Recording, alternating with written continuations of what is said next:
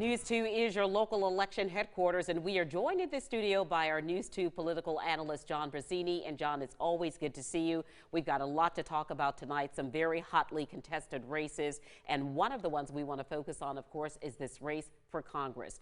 And the big question is how the former president, President Trump, will influence some of these races right now. Kelly, so the eyes of the nation are on South Carolina tonight. Hard to believe again. We've got a very competitive race in the 1st Congressional District.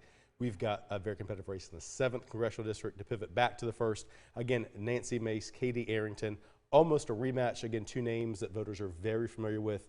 Katie Arrington, backed by the former president, Donald Trump. Again, Nancy Mace, maybe trying to walk that fine line between being a Trump candidate and the anti-Trump candidate.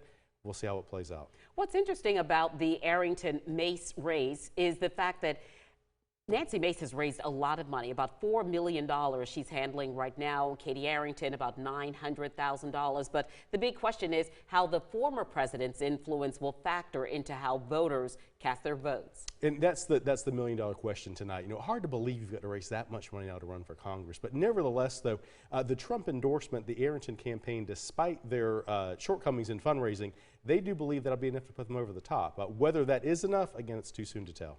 Does this mirror what's happening with the Fry-Rice race for District 7? So similar. Again, you've got the Trump-backed candidate in State Representative Russell Fry. You've got Tom Rice, the current incumbent, who voted to impeach the previous president.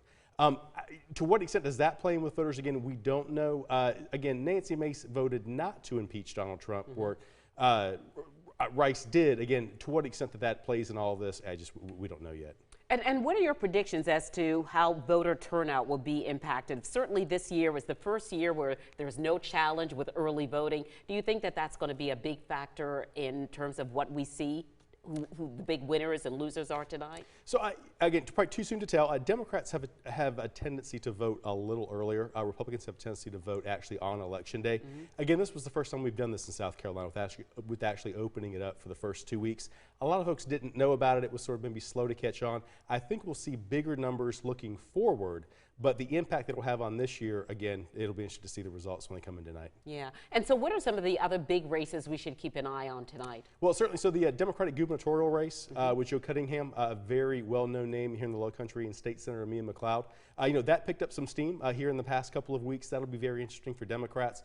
Also, some Register of Deeds here in Charleston County. Again, another hotly contested race to keep your eye on. Again, there's many of them up and down the ballot. And what about the race for probate court judge? That's one between Curry and Stephanie Gadaway-Paisley. One people are watching closely as well. Again, another very interesting race. Certainly Judge Curry has been in and around that court for a very long time. A lot of folks think that she might have a little bit of an advantage going into tonight. Again, it'll be interesting to see what the results look like. All right, and you will be with us tonight as well. Yeah. We look forward to continued conversations with you. All right, we want you to, of course, stay with us as our coverage of primaries in South Carolina continues.